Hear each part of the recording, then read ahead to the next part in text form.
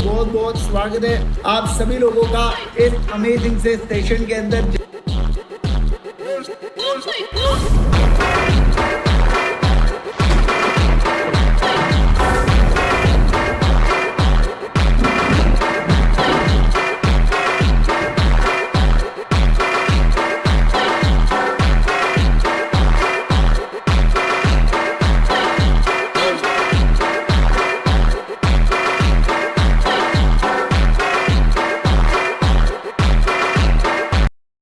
Yes yes yes, बहुत बहुत स्वागत है आप सभी लोगों का इस अमेजिंग से वीडियो के अंदर। दोस्तों, आज का हमारा ये पार्ट 2 होने वाला है रिवीजन का, जहां पे हम लोग यहाँ पे चैप्टर नंबर 7 को पूरा पूरा कवर करने वाले हैं इस अमेजिंग से वीडियो के अंदर। पार्ट 1 में हमारा यहाँ तक ऑलरेडी कवर हो चुका था और अब हम लोग बढ़ेंगे नेक्स्ट वाली पार्ट की ओर, जहां पे हम लोग वोटिंग से रिलेटेड बहुत सारी चीजें पढ़ेंगे और नए नए टॉपिक्स को पढ़ते हुए चलने वाले हैं। आपको बस एक बात का ध्यान रखना है, जो पार्ट 1 है उसके अंदर मैंने आपके साथ ऑलरेडी ये जो हैंड रिटन नोट से शेयर कर दिया था, आप एक बार चेक कर लीजिएगा। और इस वीडियो के अंदर भी आप डिस्क्रिप्शन में चेक कर सकते हैं, आपको नोट्स के जो लिंक है वो मिल जाएंगे। ठीक है, चलिए दोस्तों अब आगे बढ़ेंगे नेक्स्ट वाले केस में। देखिए, वोटिंग की अगर मैं बात करूं तो सबसे पहली बात, कौन ऐसे लोग हैं जो वोट कर सकते हैं?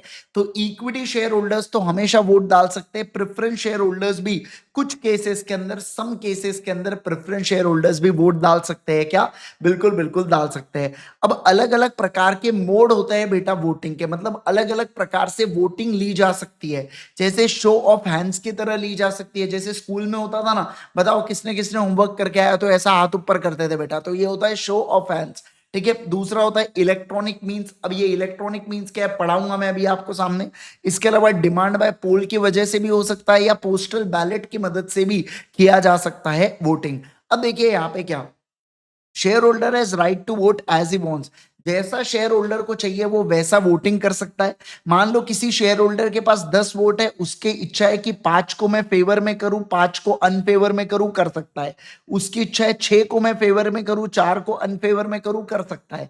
तो जैसा शेयर होल्डर को चाहिए वो वैसा वोटिंग डाल सकता है। अब आता है यहाँ पे सबसे पहला सेक्शन नंबर 106, जो बात करता है रिस्ट्रिक्शन ऑन वोटिंग राइट्स को रिगार्डिंग। मतलब क्या कहता है ये, कि क्या किसी पर्सन के वोटिंग राइट्स के ऊपर हम लोग रिस्ट्रिक्शन डाल सकते हैं क्या?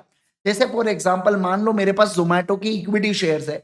अब क्या जोमेटो वाला मेरे ऊपर, मुझे एक बात बताइए, दीपेंद्र गोयल क्या मेरे ऊपर रिस्ट्रिक्शन डाल सकता है क्या वोटिंग को लेके, कि मैं वोटिंग नहीं कर सकता? तो लॉ का कहना है कर सकते हैं, लेकिन कब? ध्यान देना, जब एओए में लिखा हो। एओए में लिखा होगा तो रिस्ट्रिक्शन डाला जा सकता है, अगर एओए में नहीं लिखा तो रिस्ट्रिक्शन नहीं डाला जा सकता। एओए में लिखा होना चाहिए। और दूसरा, शेयर के ऊपर जो अमाउंट ड्यू ऑन कॉल, मतलब कॉल का अमाउंट ड्यू होना चाहिए शेयर्स के ऊपर। मतलब पैसा अपन ने बुलाया है पैसा, बट सामने वाले ने दिया नहीं, तो अमाउंट ड्यू होना चाहिए कॉल के ऊपर। या इसके अलावा ऐसा भी हो सकता है राइट ऑफ लीन, अपन ने क्या करके रखा हो, वो शेयर्स के ऊपर राइट ऑफ लीन को एक्सरसाइज कर रखा हो कंपनी ने। राइट ऑफ लीन का मतलब होता है शेयर्स को जब्त करके रखना। तो अगर कंपनी ने शेयर्स को जब्त करके रखा है, लीन एक्सरसाइज किया है, तो ऐसे केस में इन शेयर्स के ऊपर वोटिंग नहीं डाली जा सकती। यानी कि मैं वोट डाल सकता हूं क्या? नहीं सर, मैं वोट नहीं डाल पाऊंगा, इस बात का ध्यान रखना। क्या कहा मैंने? बोलो, मैं वोट नहीं डाल पाऊंगा अगर ये कंडीशन होते हैं तो। देखो, इसके अलावा कोई और दूसरा ग्राउंड नहीं हो सकता प्रोहिबिशन का। जो भी प्रोहिबिशन का ग्राउंड है वो केवल और केवल यही हो सकता है। सर, पोल के ऊपर आपके पास चॉइस ऑफ वोट्स आता है। जनरली शो ऑफ हैंड्स के अंदर एक मेंबर के पास एक वोट काउंट होता है, लेकिन पोल के केस में ऐसा नहीं होता। पोल में आपके नंबर ऑफ शेयर्स आपके पास कितने हैं, उसके बेसिस पर आपको वोट मिलते हैं। क्या? यस सर, मिलते हैं। अच्छा मुझे बताइए, जॉइंट शेयर होल्डर मान लो ए और बी ने मिलकर अगर शेयर्स को परचेज किया है, तो ए का नाम ऊपर है तो ए सीनियर माना जाता है, और एक पहला ए के पास वोट आता है, वोट देने का अधिकार आता है। ए जैसा चाहे वो वैसा वोट दे सकता है। ठीक है सर, अगर बी का नाम ऊपर आता और ए का नाम नीचे आता तो सीनियर कौन बन जाता? बी बन जाता।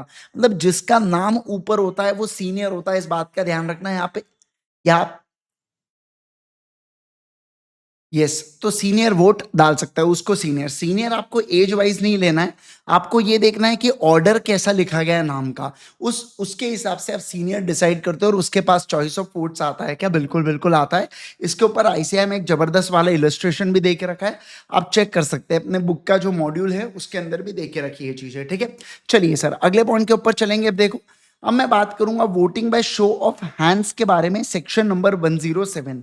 अब ये सेक्शन नंबर 107 क्या कहता है, समझो बात को। देखिए, voting by show of hands का मतलब क्या होता है? हाथ ऊपर करके वोट डालना।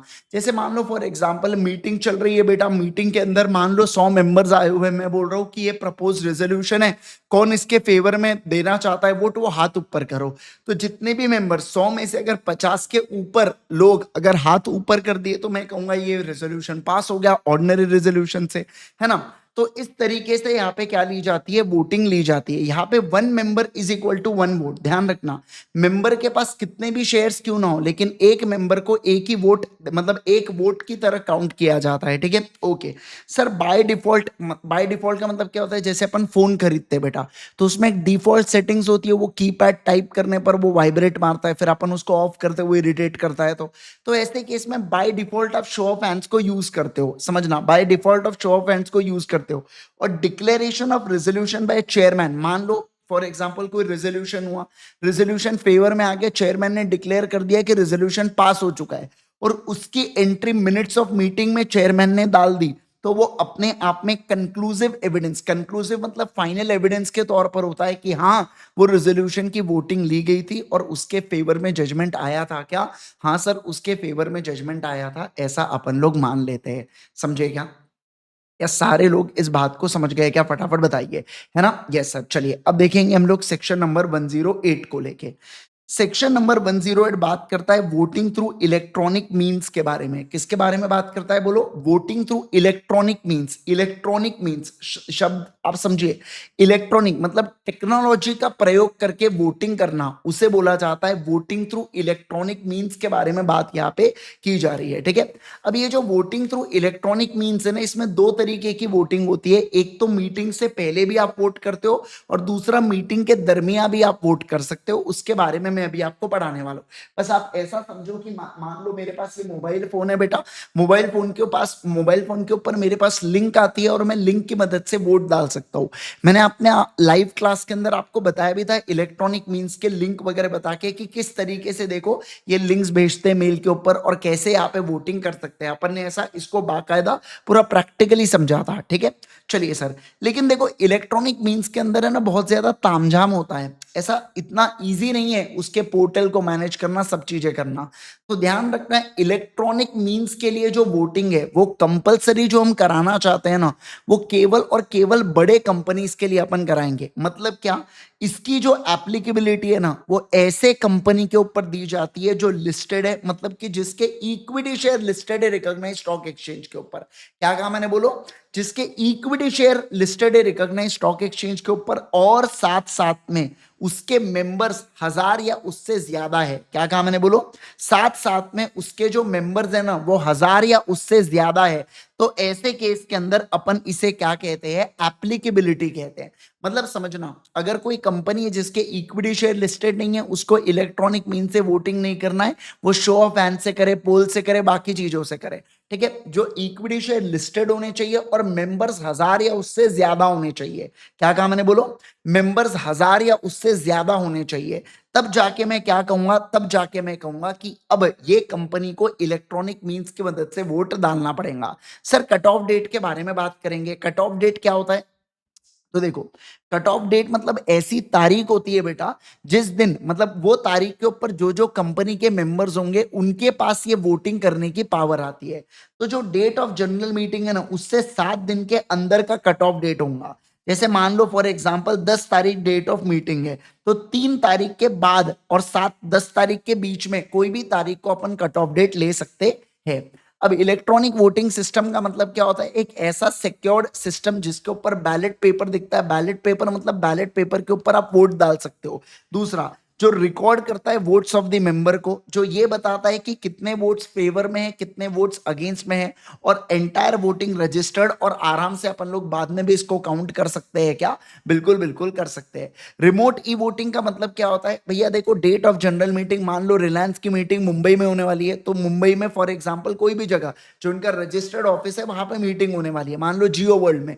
तो ये जो जियो वर्ल्ड है बेटा, समझना बात को, वहां पे अगर मीटिंग हो रही है, वहां पे मीटिंग हो रही है, और उस प्लेस को छोड़ के कहीं दूसरी जगह से अगर अपन वोट डाल पाए तो उसे बोला जाता है रिमोट ई वोटिंग। क्या बोला जाता है? बोलो जल्दी से, रिमोट ई वोटिंग। तो डेट ऑफ जनरल मीटिंग, जो प्लेस है जनरल मीटिंग का, वो प्लेस ऑफ जनरल मीटिंग को छोड़ के जो दूसरी जगह होती है, वो प्लेस ऑफ जनरल मीटिंग को छोड़ के जो दूसरी जगह होती है, उसे क्या बोला जाता है? रिमोट ई वोटिंग बोला जाता है। ठीक है, ओके सर। अब देखिए प्रोसीजर के बारे में मैं बात करूंगा। रिमोट ई वोटिंग की क्या प्रोसीजर होता है, प्लीज ध्यान से सुनना, काफी इंपॉर्टेंट है। ठीक है, देखो, सबसे पहले कंपनी को नोटिस देना पड़ता है, मैड को, मेंबर, ऑडिटर, डायरेक्टर को नोटिस भिजवाना पड़ता है। ये जो नोटिस है, ये रजिस्टर्ड पोस्ट या स्पीड पोस्ट से भिजवा सकते हो, या आप इलेक्ट्रॉनिकली भी भिजवा सकते हो, या आप कुरियर से भी भिजवा सकते हो। आपको जैसा लगे आप वैसे उस तरीके से नोटिस भिजवा सकते हो। साथ ही साथ इस नोटिस को वेबसाइट ऑफ द कंपनी के ऊपर भी प्लेस कर देना। नोटिस किसका? जनरल मीटिंग का। और किसके बारे में बेटा भेजेंगे? है ना, शादी की पत्रिका तो भेजेंगे नहीं, बोले अनंत अंबानी की शादी, हाथी की खिचड़ी खिलाएंगे, आओ करके यहाँ पे, सीधी सी बात है, जनरल मीटिंग का ही नोटिस होगा। ठीक है, चलिए आइए, अब नोटिस में क्या क्या डिटेल्स होंगे। नोटिस में आपको ये बाकायदा मेंशन करना पड़ेगा कि कंपनी प्रोवाइड कर रही है ई वोटिंग की फैसिलिटी, और कौन से बिजनेस को हम ट्रांजैक्ट करने वाले हैं, मतलब कौन से बिजनेस को ट्रांजैक्ट करने का मतलब क्या होता है कि जो जनरल मीटिंग होंगी ना, उसमें कौन से हम लोग डिसीजन लेंगे। जैसे फाइनेंशियल स्टेटमेंट्स को अडॉप्ट करना है, ये एक बिजनेस ट्रांजैक्शन हुआ। डिविडेंड देना है, ये एक बिजनेस ट्रांजैक्शन हुआ। ऑडिटर को अपॉइंट करना है, ये एक बिजनेस ट्रांजैक्शन हुआ। समझ रहे आप बात को? ऑडिटर को रिमूव करना है, न्यू डायरेक्टर को अपॉइंट करना है, ये सारे के सारे बिजनेस ट्रांजैक्शन होते हैं। तो कौन से बिजनेसेस को हम लोग करेंगे उसके बारे में बताना होता है। फिर वोटिंग जो है, रिमोट ई वोटिंग, समझना बात को, रिमोट ई वोटिंग जो है ना, रिमोट ई वोटिंग अगर कोई पर्सन नहीं कर पाया, रिमोट ई वोटिंग का मतलब होता है, मान लो जैसे for example, soon low, meeting से पहले मेरे पास ऑप्शन आता है कि मैं चाहे तो वोट डाल सकता हूं। अगर मैंने पहले वोट नहीं डाला, तो मुझे फैसिलिटी मिलनी चाहिए बेटा कि मैं जब मीटिंग में आऊं ना, वेन्यू ऑफ द मीटिंग पे आके मैं क्या कर सकूं? वोट कर सकूं। पर समझ रहे हैं क्या मतलब? रिमोट ई वोटिंग मतलब मैंने अगर अपने घर से वोट नहीं डाला, तो ऐसे केस में मैं वेन्यू ऑफ मीटिंग पे, मतलब मुंबई में जियो वर्ल्ड में आके मैं वोटिंग डाल पाऊं, ये फैसिलिटी मौजूद होनी चाहिए। इसके अलावा अगर मेंबर मान लो ई वोटिंग कर देता है, मैंने अपने घर से वोट कर दिया, तो मैं मीटिंग को अटेंड कर सकता हूं, पनीर खा सकता हूं, लेकिन वहां पे दोबारा से वोट नहीं डाल सकता। Very very important. Remote e voting मैंने कर दिया तो मैं अब वोट को चेंज नहीं कर पाऊंगा, मीटिंग को अटेंड कर पाऊंगा। मीटिंग अटेंड करने से मुझे कोई नहीं रोक सकता, लेकिन अब क्या मैं वोट डाल पाऊंगा क्या? नहीं सर, मैं वोट नहीं डाल सकता। उसके बाद देखिए नोटिस के अंदर और क्या क्या होना चाहिए। नोटिस के अंदर पूरा प्रोसेस एंड मैनर होना चाहिए वोटिंग का, किस तरीके से वोट होगा। फिर इसके अलावा आपने टाइम शेड्यूल बताना चाहिए कि कब ई वोटिंग कर सकते हो। ई वोटिंग मतलब कब आप अपने घर से आराम से घर पे बैठे बैठे वोटिंग कर सकते हो। लॉगिन आईडी, अब कोई भी व्यक्ति तो वोट नहीं डाल सकता, जो शेयर होल्डर होगा कट ऑफ डेट के ऊपर जो मेंबर होगा वही वोट डाल सकता है। तो उसकी लॉगिन आईडी क्या होंगी, किस तरीके से पासवर्ड जनरेट करके वो वोट कर सकता है सिक्योर मैनर में, उसके बारे में बताना पड़ेगा। देखो क्या सर, मीटिंग से 7 दिन पहले, अब मीटिंग से 21 दिन पहले आपको नोटिस को पब्लिश करना पड़ता है। कहां पे? इंग्लिश और वर्नाकुलर लैंग्वेज के अंदर। ये अलग है, आपने ऊपर नोटिस को भेजा, ये पब्लिकेशन, ऊपर आपको मैड को भेजना था, ये पब्लिकेशन के बारे में बात कर रहा है, और वो भी कहां पे? न्यूज़पेपर में। अब ये जो न्यूज़पेपर में आप पब्लिश करोगे ना, इसमें आप बताओगे कि कौन सा बिजनेस ट्रांजैक्ट करेंगे, कब चालू हो रहा है, कब मतलब कब कब से कौन से डेट और टाइम से आप वोट डालना चालू हो रहा है, कौन से डेट एंड टाइम से कब खत्म हो रहा है, और कट ऑफ डेट क्या रहने वाली है। ये 4 चीजों के बारे में आप न्यूज़पेपर में चिल्ला चिल्ला के बताते हो। कब? मीटिंग से 21 दिन पहले, ठीक है ना। मीटिंग से 21 दिन पहले बताओगे कि कौन सा बिजनेस होने वाला है इस मीटिंग पर, कब हम लोग वोटिंग चालू करेंगे, कब वोटिंग को खत्म करेंगे, और कट ऑफ डेट मतलब कौन से दिन मेंबर होने पर आपको अधिकार मिलने वाला है वोट डालने का। किस तरीके से मेंबर ऑप्टेन करेगा, लॉगिन आईडी, पासवर्ड, ये भी आप मेंशन करोगे न्यूज़पेपर के अंदर। इसके अलावा आपको एक स्टेटमेंट देना पड़ेगा न्यूज़पेपर में, क्या कि ऐसा डेट एंड टाइम बताना पड़ेगा जिसके आगे रिमोट ई वोटिंग नहीं चलेगा। मतलब मैं ऐसा बोल सकता हूँ एक्सपायरी, कि कौन सा ऐसा समय है, लास्ट डेट क्या है, लास्ट डेट एंड टाइम क्या है जिसके आगे रिमोट ई वोटिंग नहीं होगा, है ना। किस तरीके से मेंबर वोट कर सकता है मीटिंग में, ये भी बताना। फिर आप ये लिख देना कि मेंबर अटेंड कर सकता है पर वोट नहीं डाल सकता अगर उसने ई वोटिंग करके आया है तो। इसके अलावा मेंबर या बेनिफिशियल ओनर जिसका नाम रजिस्टर में होगा कट ऑफ डेट पर, केवल और केवल वही वोट डाल सकता है। ये चारों ऑब्वियस ऑब्वियस बातें आप एक स्टेटमेंट के अंदर बता देना। सर इस नोटिस को कंपनी और एजेंसी के वेबसाइट के ऊपर भी रखना।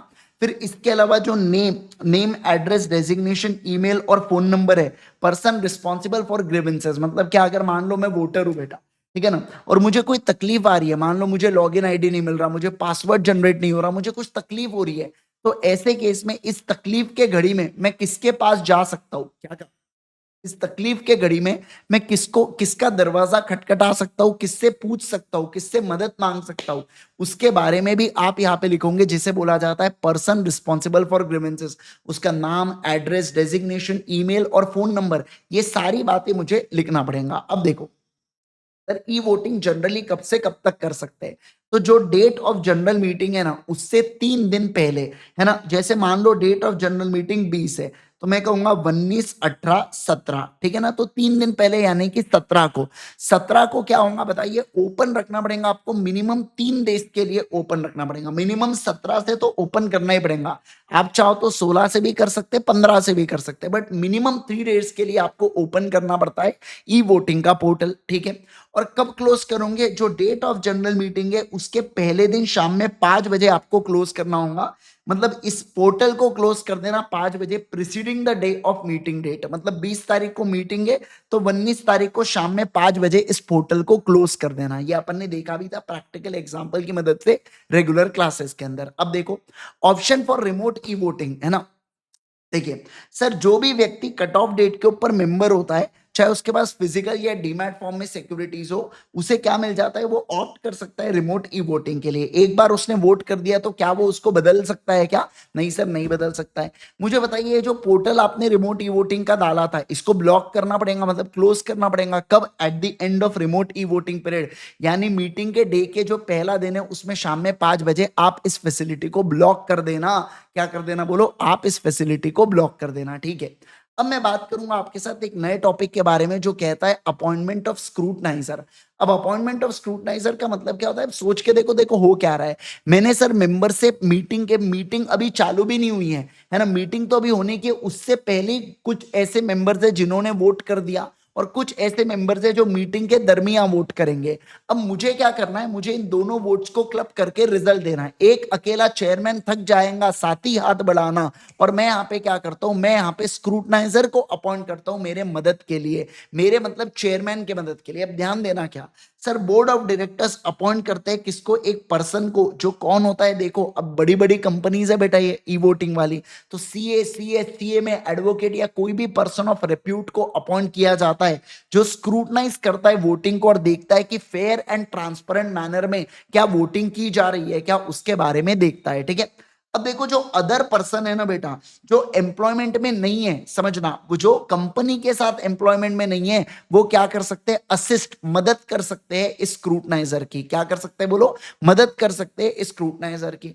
अब स्क्रूटनाइजर जो है ना उसकी भी खुद की इच्छा होनी चाहिए बेटा, किसके लिए इच्छा होनी चाहिए, अपॉइंटमेंट के लिए, कि हाँ मैं अपॉइंट, मान लो जैसे मैं सीए हूं बेटा और रिलायंस मुझे अपॉइंट करना चाहती है तो मेरी भी तो इच्छा होनी चाहिए, समझ रहे हैं क्या, मेरी भी तो इच्छा होनी चाहिए अपॉइंटमेंट के लिए, ऐसा इनका कहना है। अब रोल ऑफ चेयरमैन क्या है, तो रोल ऑफ चेयरमैन यहाँ पे allow vote in general meeting, ballot paper या electronic voting system. Sir chairman का रोल ये है कि वो जनरल मीटिंग में लोगों से वोट करवा के लेगा, चाहे बैलेट पेपर पे ले, चाहे पोलिंग पेपर पे ले, या इलेक्ट्रॉनिक वोटिंग सिस्टम की मदद से वोट कराए। जनरल मीटिंग में वोट कराना चेयरमैन का काम है। अब काउंटिंग ऑफ वोट्स, अब देखो जैसे ही मीटिंग कंक्लूड होती है, कंक्लूड का मतलब होता है खत्म होना, तो जैसे ही मीटिंग होती है खत्म, जैसे ही मीटिंग होती है यहाँ पे समाप्त, तो ऐसे केस में अब क्या होगा देखिए, अब ये जो स्क्रूटनाइजर है ना बेटा, ये स्क्रूटनाइजर है ना, ये वोट को काउंट करेगा, पहले मीटिंग के वोट को, जस्ट जो अभी अभी मीटिंग खत्म हुई है पहले उसके वोट्स को काउंट कर लेगा।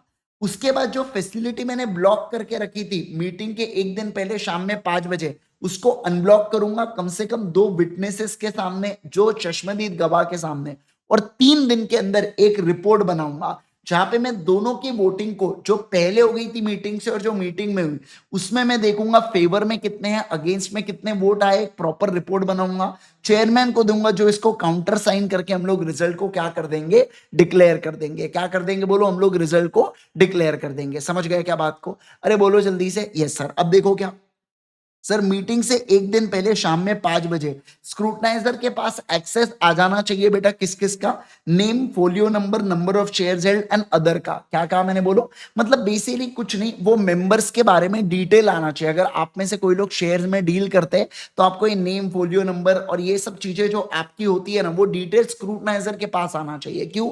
क्योंकि देखो, जिस व्यक्ति ने पहले से रिमोट ई वोटिंग कर रखा है, क्या मैं उसको मीटिंग में वोट डालने दूंगा क्या? नहीं सर, नहीं देने वाला हूं।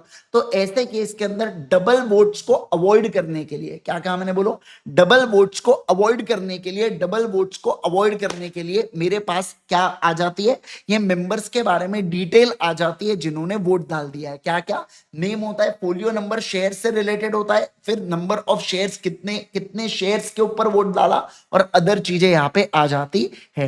मेंटेनेंस ऑफ रजिस्टर बाय स्क्रूटनाइजर, स्क्रूटनाइजर चाहे तो मैन्युअली या इलेक्ट्रॉनिकली रिकॉर्ड मेंटेन करेगा, जिसमें वो असेंट मतलब फेवर में कितने वोट है, अनफेवर में कितने वोट है, उसका रिकॉर्ड रखता है। और इसके अलावा मेंबर्स, अच्छा मेंबर्स में ये जो है असेंट और डिसेंट का रिकॉर्ड रखता है मेंबर्स से रिलेटेड। तो मेंबर्स के बारे में क्या क्या चीजें होंगी, name, address, folio number, client ID, number of shares यहाँ पे होता है। ठीक है। अब ये जो रजिस्टर है बेटा, इसकी कस्टडी, इसकी जो कस्टडी है ना, ये स्क्रूटनाइजर के पास होती है जब तक चेयरमैन अप्रूव नहीं करता, और उसके बाद ये किसको दे दिया जाता है, कंपनी को दे दिया जाता है। सर जो भी रिजल्ट एंड रिपोर्ट होते हैं इसको प्लेस कर देना वेबसाइट के ऊपर, कंपनी के ऊपर, एजेंसी के ऊपर जो ये फैसिलिटी करा रही है। जनरली KRN टेक्नोलॉजीज करके होती है, बहुत सी मेजरली कंपनीज में आपको KRN दिखना है। अभी कुछ दिन पहले उसका IPO भी आया था। और इसके अलावा लिस्टेड है तो स्टॉक एक्सचेंज की वेबसाइट के ऊपर, NSE BSE की वेबसाइट के ऊपर भी आप ये रिजल्ट्स को पब्लिश करा देना। डेट ऑफ रेजोल्यूशन कौन सा होगा, डेट ऑफ जनरल मीटिंग जिस दिन पास हुआ है वो डेट ऑफ रेजोल्यूशन माना जाता है। एक बार रेजोल्यूशन प्रपोज आपने कर दिया तो उसके बाद आप क्या उसको विड्रॉ कर सकते हो क्या? नहीं सर, नहीं कर सकते हो। तो देखो मैं आपको एक मोटा मोटी तौर पर चीजें फटाफट एक बार रिवाइज करवा देता हूँ, ऊपर ऊपर से पूरी चीजें बता देता हूं मैं। कौन सी? रिमोट ई वोटिंग के। देखो रिमोट ई वोटिंग होता किसके लिए, सबसे पहली बात मैं आपको बता दूं, रिमोट ई वोटिंग होता है BC के लिए। किसके लिए? बड़े कंपनीज के लिए। किसके लिए बोलो जल्दी से? बड़े कंपनीज के लिए। ठीक है, ओके। रिमोट ई वोटिंग का मतलब क्या होता है कि बेसिकली एक रियल टाइम वोटिंग सिस्टम जैसा होता है। ये मीटिंग है बेटा, मीटिंग से पहले आप वोट दे दो, और वोट जो आप दे रहे हो ना, ये टेक्नोलॉजी की मदद से दे रहे हो। ठीक है ना? टेक्नोलॉजी आपके वोट्स को सब कुछ रिकॉर्ड करके रखती है, सब कुछ एकदम बढ़िया से रखती है ना? क्यों? क्योंकि 21 दिन पहले आपने ऑलरेडी न्यूज़पेपर में बता चुका है कि हम हमारी जनरल मीटिंग होने वाली है, और उस जनरल मीटिंग में हम कौन से बिजनेस से रिलेटेड डिसीजन लेने वाले हैं, ये आप सब कुछ बता चुके हो। तो उसके आधार पर जो मेंबर्स को पता होता है, जो मेंबर्स को नॉलेज होता है ये चीजों के बारे में, वो पहले ही वोट डाल देते हैं। फिर कुछ लोग क्या करेंगे, कुछ लोग मीटिंग में आके वोट डालेंगे, फिर ये वोट और ये वोट को काउंट करके स्क्रूटनाइजर बेचारा क्या करेगा, रिपोर्ट बनाएगा जो चेयरमैन को देता है, और चेयरमैन इसको कंपनी को देके रिजल्ट्स को पब्लिश कर देता है। बस इसके बारे में अपन ने पूरा पूरा बात किया क्या? यस सर, इसके बारे में पूरा पूरा बात किया। समझ रहे हैं क्या बात को? अरे बोलो ना जल्दी से मुझे, क्या आप लोग इस बात को सारे के सारे लोग समझ रहे हैं क्या? Yes sir. चलिए सर आगे बढ़ूंगा नेक्स्ट वाले पॉइंट के ऊपर। अब मैं बात करूंगा डिमांड बाय पोल से रिलेटेड बात करूंगा। किससे रिलेटेड बोलो? डिमांड बाय पोल से रिलेटेड। आपने जैसे अगर किसी ने KBC देखा होगा तो डिमांड बाय पोल आता है। कई बार टेलीग्राम के ऊपर भी पोल चलता है बेटा, है ना? बस अच्छा एक बात बता दूं, voting by show of hands में क्या होता है कि एक मेंबर को एक वोट होता है, बट पोल में ऐसा नहीं है। पोल में अगर मेरे पास 10 शेयर है, और मान लो कंपनी के टोटल 100 शेयर्स है और 10 मेरे पास है, तो मैं 10 वोटिंग पावर का हकदार बनता हूं। और अगर आपके पास 5 शेयर है, आपको 5 वोटिंग पावर मिलेंगे। मान लो MV सर के पास 1 शेयर है तो 1 वोटिंग पावर मिलेंगे। मान लो तेजस सर के पास 2 शेयर है, उनको 2 वोटिंग पावर मिलेगा। समझ रहा है आप बात को? तो मैं इसे कहता हूं डिमांड बाय पोल, या डिमांड फॉर पोल बोला जाता है। क्या बोला जाता है बोलो जल्दी से? डिमांड फॉर पोल बोला जाता है। ठीक है, ओके। अब देखिए सर जो चेयरमैन है ना, ये सीओ मोटो। सीओ मोटो कौन मोटो? सीओ मोटो मतलब खुद से, समझना बात को, क्या बोला? सीओ मोटो मतलब खुद से, या मेंबर्स प्लस प्रॉक्सी, इसके अंदर प्रॉक्सी को भी काउंट करना अगर वो अप्लाई करता है तो। मेंबर्स प्लस प्रॉक्सी मिलके अगर कंपनी में शेयर कैपिटल है तो 1/10 ऑफ वोटिंग पावर या paid up share capital of 5 lakh, whichever is higher वाले अप्लाई करते हैं। या अगर शेयर कैपिटल ही नहीं है तो 1/10 ऑफ वोटिंग पावर वाले अगर चेयरमैन को अप्लाई करते हैं तो चेयरमैन ऑर्डर कर सकता है कि एक काम करो, पोल कराओ। क्या करो बोलो जल्दी से? एक काम करो, पोल कराओ करके। क्या करो बोलो? एक काम करो, पोल करवाओ। अच्छा, पोल को आप किसी भी समय विड्रॉ कर सकते हो क्या? बिल्कुल बिल्कुल कर सकते हो। अब देखिए क्या, पोल तुरंत आपको करवाना पड़ेगा, फोर्थविथ मतलब तुरंत करवाना पड़ेगा अगर पोल से रिलेटेड डिमांड दो टॉपिक से रिलेटेड आ रही है। वो है एडजर्नमेंट ऑफ द मीटिंग मतलब पोस्टपोनमेंट ऑफ द मीटिंग, या दूसरा अपॉइंटमेंट ऑफ चेयरमैन, या किसी चेयरमैन को अपॉइंट करने के लिए आ रही है। ये दो चीजों से रिलेटेड अगर आ रही है डिमांड तो आप तुरंत करवाना। और इसके अलावा अगर कुछ अदर मैटर्स होंगे तो 48 आवर्स के अंदर करवाना। क्या कहा मैंने? बोलो। इसके अलावा अगर कुछ अदर मैटर्स होंगे तो 48 आवर्स का समय दिया गया है। 48 आवर्स के अंदर आप पोल करवाएंगे। क्या करवाएंगे? बोलो। 48 आवर्स के अंदर आप पोल करवाएंगे, विद इन 48 आवर्स। लेकिन तुरंत दो केस में, एसी या सीए के केस में सी से चेयरमैन का अपॉइंटमेंट है और ए से क्या है? एडजर्नमेंट ऑफ मीटिंग है। ठीक है सर। अगला, अब देखो जो चेयरमैन है ये अपॉइंट करता है स्क्रूटनाइजर को। इस केस में क्या हो रहा है? देखो, ऊपर वाले बड़े केस में board of director CA CA CMA को अपॉइंट कर रहे थे एज अ स्क्रूटनाइजर। यहाँ पे ऐसा कुछ नहीं बोल रखा है। और वहां पे बीओडी अपॉइंट कर रहे थे, यहाँ पे चेयरमैन अपॉइंट कर रहा है किसको? स्क्रूटनाइजर को, जो रिपोर्ट करेगा बेटा। जो रिपोर्ट करने वाला है क्या? देखिए क्या, ये इंश्योर करेगा कि प्रॉपरली मीटिंग कंडक्ट हो, प्रॉपर रिकॉर्ड मेंटेन हो। ये चेयरमैन को रिकॉर्ड देता है कि कितने फेवर में या अगेंस्ट में वोट आया, और कंप्लायंसेस से रिलेटेड यहाँ पे ये चीजें बताता है। अब देखो, चेयरमैन शैल इंश्योर, चेयरमैन को ध्यान रखना होगा कि स्क्रूटनाइजर को रजिस्टर ऑफ मेंबर्स, मेंबर्स की सिग्नेचर के बारे में, क्योंकि ऑब्वियस ही बात है जब साइन करेंगे मेंबर्स, वोट करेंगे तो मैं क्रॉस टैली करना चाहिए कि हाँ मेंबर की सिग्नेचर मैच हो रही है क्या, तो ही वोट काउंट होगा। फिर अटेंडेंस रजिस्टर, फिर रजिस्टर ऑफ प्रॉक्सी, ये सब चीजें स्क्रूटनाइजर के पास आ जाना चाहिए, और अदर डॉक्यूमेंट्स। अब स्क्रूटनाइजर क्या करेगा? पोलिंग पेपर को, एक polling paper, ballot paper, polling paper बनाता है और मेंबर को देता है, या अगर जॉइंट शेयर होल्डर है तो पहले नाम वाले व्यक्ति को देता है।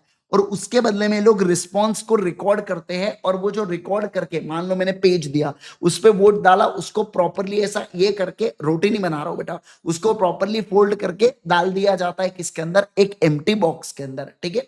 अब एक बार वोटिंग पेपर, एक बार वोटिंग की पूरी प्रोसेस खत्म हो गई तो मैं क्या करता हूं? पोलिंग बॉक्स को, ये जो पेटी है बेटा, जो बंद पेटी के अंदर मैंने डाल के रखा था ये सारे वोट्स, उसको ओपन करूंगा दो विटनेस के सामने, है ना। अगर प्रॉक्सी से रिलेटेड एम्बिग्यूटी है तो चेयरमैन के साथ डिस्कस करूंगा। और अगर मान लो मेंबर ने वोट डाल दिया तो प्रॉक्सी बोलूंगा चल निकल यहां से, तेरा वोट कोई काम का नहीं है क्योंकि मेंबर ने वोट आके यहाँ पे डाल दिया।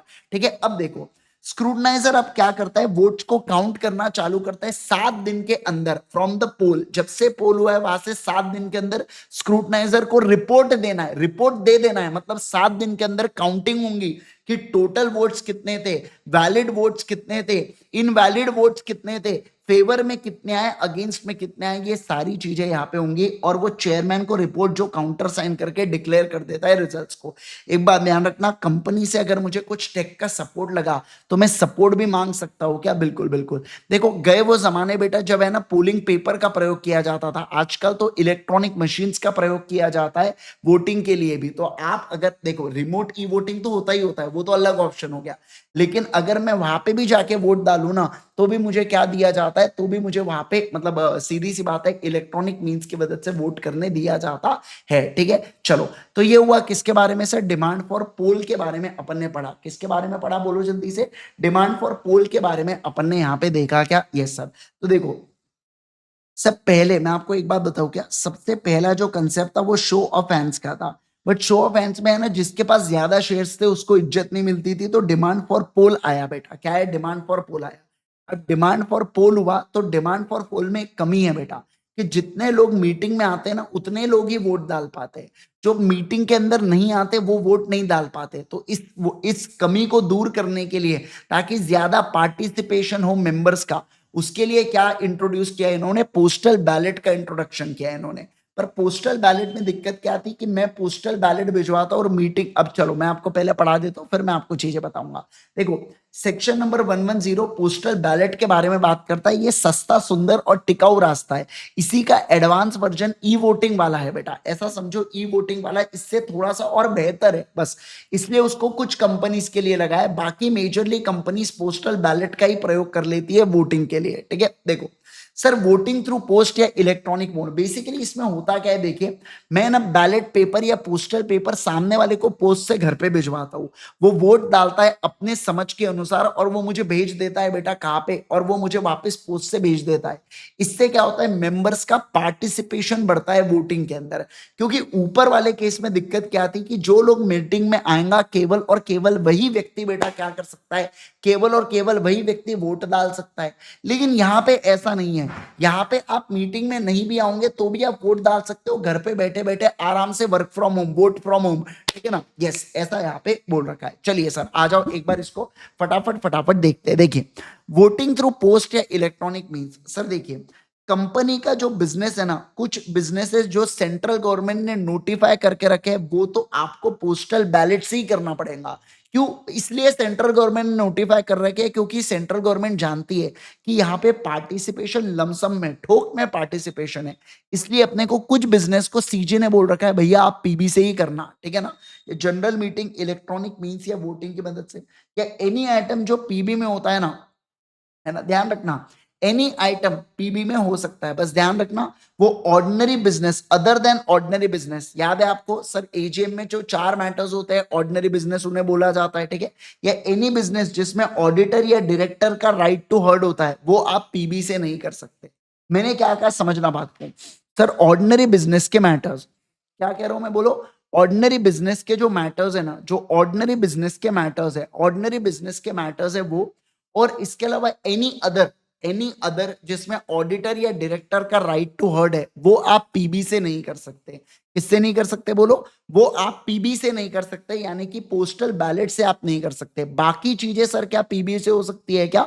बिल्कुल बिल्कुल बिंदास हो सकती है। तो देखो मैं एक बार शॉर्ट में पूरा बता देता हूँ।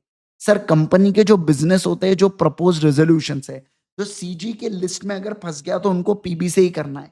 इसके अलावा वो किसी भी चीज को पीबी से कर सकते हैं, बस वो ऑर्डिनरी बिजनेस के मैटर नहीं होने चाहिए, या ऐसा कोई भी बिजनेस जिसमें ऑडिटर या डायरेक्टर का राइट टू हर्ड होता है। ऑडिटर या डायरेक्टर का राइट टू हर्ड होता है, ऑडिटर या डायरेक्टर का राइट टू हर्ड होता है। तो ऐसे केस में वो बिजनेसेस पीबी से नहीं किए जा सकते। समझे क्या? बोलो बोलो बोलो, समझे क्या?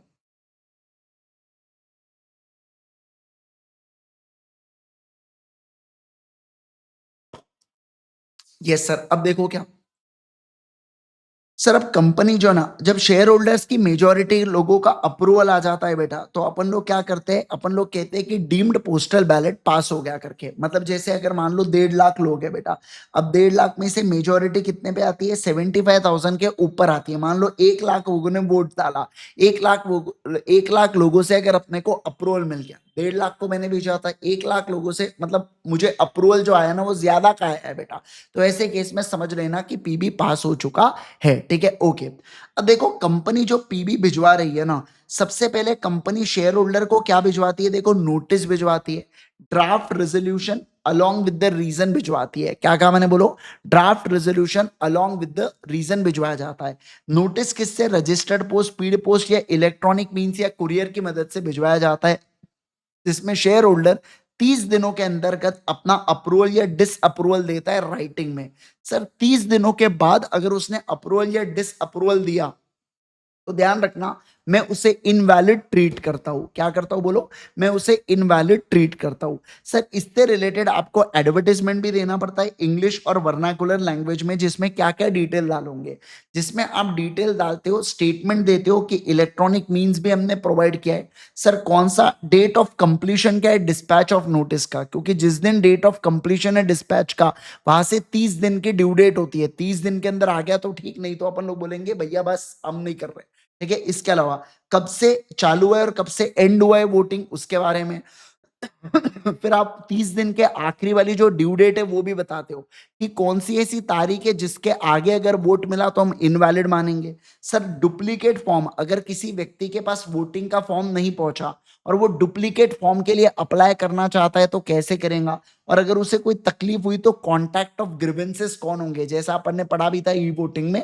वो कॉन्टैक्ट डिटेल्स आपको डालना पड़ता है। सर ये नोटिस को वेबसाइट पे डाल देना, और कब तक रोकेंगे, जब तक last date of receipt of PB, मतलब क्या बोला जा रहा है, जो 30 दिन वाला एंड वाला डेट है ना, तब तक आप इस नोटिस को पढ़े रहने देना वेबसाइट के ऊपर। अब देखो क्या, अब आ रही है यहाँ पे काम की बात। अब सर पोस्टल बैलेट के बाद, अब देखो मैंने बहुत सारे भिजवाए हो बेटा यहाँ पे पोस्टल बैलेट्स।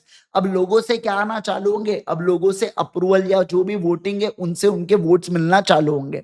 अब देखो क्या, सर यहाँ पे बोर्ड ऑफ डायरेक्टर अपॉइंट करता है स्क्रूटनाइजर को, बोर्ड ऑफ डायरेक्टर अपॉइंट करता है स्क्रूटनाइजर को, जो एम्प्लॉय नहीं होना चाहिए कंपनी का, और जो फेयर एंड ट्रांसपेरेंट मैनर में क्या कर सके, वोटों को गिन सके, अपना चीजें बता सके, वो यहाँ पे आना चाहिए। दूसरा, इसी का काम होता है एसर्टेन करना, क्या एसर्टेन करना मेजोरिटी, ये इसी का काम है। सर शेयर होल्डर क्या करेंगे, शेयर होल्डर पीबी भिजवाएंगे स्क्रूटनाइजर को, मतलब शेयर होल्डर जो पीबी की कस्टडी होंगे ना, वो किसके पास होंगी, स्क्रूटनाइजर की होंगी, जितने भी मेरे पास बैलेट पेपर आने वाले। मुझे यानी कि स्क्रूटनाइजर को इंश्योर करना है कि डीफेस, मतलब कि ये जो पीबी है ना, उसके ऊपर जो लिखा है उसको कोई मिटाए ना, दूसरा कोई उसको डिस्ट्रॉय ना करे, फाड़ फोड़ के ना फेंक दे, या आइडेंटिटी डिक्लेयर ना हो जाए कि कौन से शेयर होल्डर ने क्या वोट डाला है, ये आइडेंटिटी डिक्लेयर नहीं होनी चाहिए। इस बात का ध्यान रखेगा कौन, थारा भाई स्क्रूटनाइजर। कौन रखेगा बोलो, थारा भाई स्क्रूटनाइजर। ठीक है, अब देखो, अब जब से वोटिंग का आखिरी डेट है वहां से 7 दिन के अंदर इसको चेयरमैन को रिपोर्ट भेजना पड़ता है, जो अप्रूव एंड साइन करेगा मिनट्स ऑफ मीटिंग को, और सारे डॉक्यूमेंट्स को हैंड ओवर कर देता है कंपनी को। Ballot paper and other register भी हैंड ओवर कर दिए जाते हैं किसको, स्क्रूटनाइजर के द्वारा कंपनी को। अब ध्यान रखना, स्क्रूटनाइजर जो है ये प्रॉपर रजिस्टर मेंटेन रखता है, एक तो मैन्युअली है इलेक्ट्रॉनिकली, जिसमें वो valid PB, invalid PB, assent dissent, name address, folio number, client ID, ये सारी डिटेल्स देता है किसके बारे में, स्क्रूटनाइजर के बारे में। किसके बारे में बोलो, स्क्रूटनाइजर के बारे में। अब सर मुझे एक बात बताइए, रिजल्ट को पब्लिक करना पड़ेगा, तो जब रिजल्ट को हम लोग पब्लिक करेंगे तो इसको वेबसाइट ऑफ कंपनी के ऊपर डालना पड़ता है क्या, हाँ सर वेबसाइट ऑफ कंपनी के ऊपर डालना पड़ता है। तो बेसिकली पीबी का अर्थ बहुत ही सिंपल है कि आप क्या करते हो, एक पन्ना है, आप ऐसा समझो एक ऐसा पन्ना है, पेज है, जिसके ऊपर एक आप डाल के रखे हो ये रेजोल्यूशन है, ये वोट्स का है, और आप सामने वाले को भिजवा देते हो। अब सामने वाले के घर पे आप, उसके पास दो ऑप्शन है, एक तो उसके ऊपर बेल खा के फेंक दे उसको, या वोट करके वापस कंपनी को भिजवा दे। अब कंपनी के पास जितनी भी एप्लीकेशन आई, मेजोरिटी अगर फेवर में आ गई तो कंपनी बोलेंगे हमारा रेजोल्यूशन डीम्ड पास हो गया करके, ऐसा बोल दिया जाता है।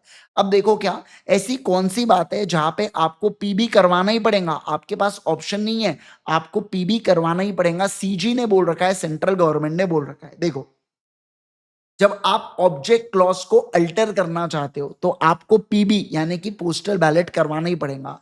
सर आपको एओए को अल्टर कराना है, उसके अंदर कोई चीजों को इंसर्ट करना है या कोई प्रोविजन को निकालना है, रिमूव करना है। जैसे अगर मान लीजिए फॉर एग्जांपल मैं प्राइवेट कंपनी को कॉन्स्टिट्यूट करना चाहता हूं, तो रिस्ट्रिक्शन मुझे डालना है कि restriction with respect to transfer of shares, तो ये आप मुझे पीबी से ही करवाना है। सर मान लो रजिस्टर्ड ऑफिस में चेंज कराना चाहता हूं, वो भी आउटसाइड लोकल लिमिट वाला, मुझे पीबी से ही करवाना है। सर चेंज इन ऑब्जेक्ट या अनयूटिलाइज मनी का इस्तेमाल करना चाहता हूं मैं, तो मुझे पीबी से ही करवाना है। Sir issue of shares with differential right, DVR के केस में जो यहाँ पे आप लेते हो एसआर ओआर, जो भी करवाना है पीबी से ही करवाना है। सर मान लो एक एक जो क्लास ऑफ शेयर्स है उसके राइट्स को मैं अटैच, जितने भी राइट्स है उसके पास, उसको मैं वेरिएशन करना चाहता हूं, बदलना चाहता हूं, पीबी से ही करवाना है। Sir buyback of share P B से ही। Election of director, sale of whole या सब्सटैंशियली होल ऑफ अंडरटेकिंग, जैसे कि फॉर एग्जांपल मान लो एनडीटीवी, यहाँ पे जो ग्रुप था वो एनडीटीवी ग्रुप को सेल करना पड़ा, क्या करना पड़ा, बेचना पड़ा बेटा, किसको, अदानी को बेचना पड़ा। तो जो पेरेंट कंपनी थी वो पेरेंट कंपनी को बताना पड़ा कि वो अपनी अंडरटेकिंग को बेच रही है, होल अंडरटेकिंग या सब्सटैंशियली होल ऑफ अंडरटेकिंग को। या अगर आप मान लो किसी को लोन दे रहे हो या गारंटी दे रहे हो इन एक्सेस ऑफ 186(3), 186(3 एक लिमिट बताता है, उस लिमिट के ऊपर लोन या गारंटी जब आप दे रहे हो तो आपको पीबी से ही परमिशन लेना है क्या, हाँ सर पीबी से ही सारी चीजें करवाना है। अब अफोरसेट आइटम एक तो आप पीबी से कराओ या electronic means at general meeting by 108, मतलब पीबी से पहले आप बुला लो और बच्चे कुछ जब जनरल मीटिंग होंगी तो मीटिंग के अंदर एग्जिस्टेंस में आप इलेक्ट्रॉनिक मीन्स की सहायता से क्या ले सकते हो सर, पीबी करवा सकते हो। अब देखो ये इंपॉर्टेंट पॉइंट है कि सर ऐसी कंपनी जो ओपीसी है या अदर कंपनी जिसमें अप टू 200 तक मेंबर है, चाहे प्राइवेट हो, पब्लिक हो, अनलिस्टेड कंपनी हो, अप टू 200 तक मेंबर है, तो उनको पीबी की जरूरत नहीं है। क्या कहा मैंने, बोलो, उनको पीबी की जरूरत नहीं है। क्या नहीं है, बोलो जल्दी से, उनको पीबी की जरूरत यानी कि पोस्टल बैलेट की जरूरत नहीं है सर, ऐसा यहाँ पे बोल रखा है, समझ गए? Okay sir, done done done done. चलिए आगे बढ़ेंगे क्या? नेक्स्ट सेक्शन, सेक्शन नंबर 111, जो बात करता है किससे रिगार्डिंग, जो बात करता है circulation of members resolution. Sir topic क्या कहता है सर्कुलेशन ऑफ मेंबर्स रेजोल्यूशन का? मतलब देखो, मेंबर चाहता है कि आने वाले जनरल मीटिंग के अंदर जो रेजोल्यूशन, जो बिजनेस डिस्कस होने वाला हो ना, उसमें एक टॉपिक मेरा हो। जैसे कि मतलब क्या होता है, मान लो आने वाले समय में मैं ऑडिटर को रिमूव करना चाहता हूं, तो मेंबर वहां पे बताना चाहता है कि आने वाले रेजोल्यूशन में आप क्या करना, ये ऑडिटर को रिमूवल करने वाला जो रेजोल्यूशन है ना, इसको पास करवाना करके। समझ रहे हैं आप बात को? तो उसके रिगार्डिंग हम लोग यहाँ पे पढ़ने जा रहे हैं। तो देखो, सबसे पहली बात तो कितने मेंबर ये रेजोल्यूशन, मतलब ये रेजोल्यूशन ऐसा रिक्वेस्ट करने के लिए, ऐसा रिक्वेजिशन करने के लिए कितने मेंबर्स का लगेगा, यहाँ पे कितने मेंबर्स का अप्रूवल लगेगा, कितने मेंबर्स के तरफ से ये चीजें आनी चाहिए। तो अगर कंपनी का शेयर कैपिटल है तो ऐसे केस में मेंबर शुड बी, मेंबर के पास 1/10 of paid up share capital या उससे ज्यादा की होल्डिंग होनी चाहिए। जैसे फॉर एग्जांपल मान लो 1000 मेंबर्स है और 70 लाख का पेड अप शेयर कैपिटल है, तो 70 लाख का 1/10 कितना होता है, 7 लाख।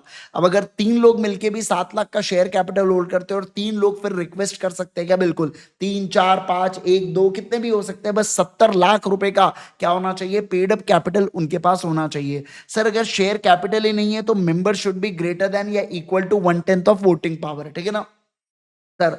उन्होंने रेजोल्यूशन डालना चाहिए, 2 या उससे ज्यादा की कॉपीज कंपनी को भेजना चाहिए राइटिंग में, और जिसको साइन करेंगे सारे मेंबर्स। जैसे कि यहाँ पे तीनों के तीनों मेंबर्स साइन करेंगे क्या?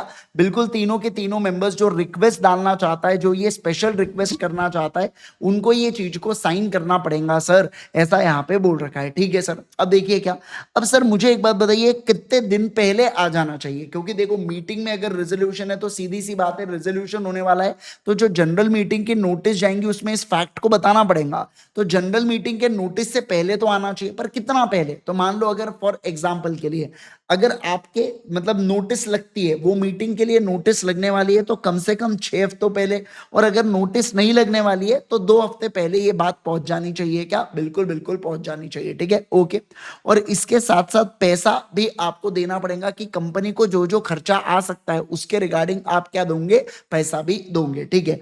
अब कंपनी जो है ना, विद इन, अगर मान लो फॉर एग्जांपल कंपनी इसमें चतुराई बना करती है, आपने तो बराबर 6 हफ्ते पहले भेज दिया, पर कंपनी जानबूझ के मीटिंग जल्दी रखवा लेती है ताकि ये 6 महीने का क्राइटेरिया फुलफिल ना हो, तो हम लोग क्या बोलेंगे कि फालतू का शानापना कंपनी ने करना चाहिए क्या? नहीं सर, ऐसा नहीं करना चाहिए कंपनी ने। और इस केस के अंदर हम लोग क्या कहेंगे सर, इस केस के अंदर बोला जाएगा कि ये 6, मतलब हम डीम्ड कंप्लाई मान लेंगे उसको। क्या मान लेंगे, बोलो? हम लोग डीम्ड कंप्लाई मान लेंगे, ऐसा यहाँ पे बोल रखा है, ठीक है सर। अब सर जो कंपनी होती है ना, ये कंपनी फिर नोटिस भिजवाती है, किसको? शेयर होल्डर को नोटिस भिजवाती है, और उस नोटिस के अंदर स्टेटमेंट अटैच करती है ये मैटर्स के बारे में। किसके बारे में? ये मैटर्स के बारे में जो किसके तरफ से आए, जो मेंबर्स के तरफ से आए, वो मैटर्स का डिस्कशन होगा, उसके बारे में नोटिस में डाला जाता है। बट ये चीज डालने की जरूरत नहीं है, कब? अगर सेंट्रल गवर्नमेंट ऑर्डर पास करता है कि मत डालो ये मेंबर्स के मैटर को। कब ऑर्डर पास करेगा?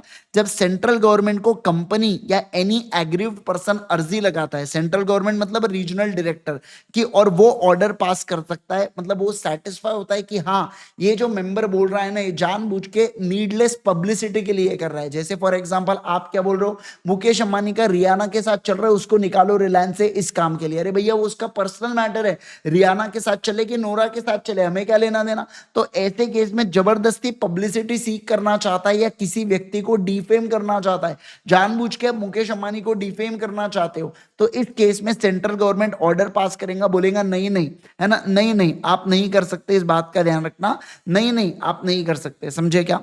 अरे बोलो बोलो बोलो मेरे को जल्दी से, क्या आप लोग इस बात को समझ गए क्या, है ना? Yes sir.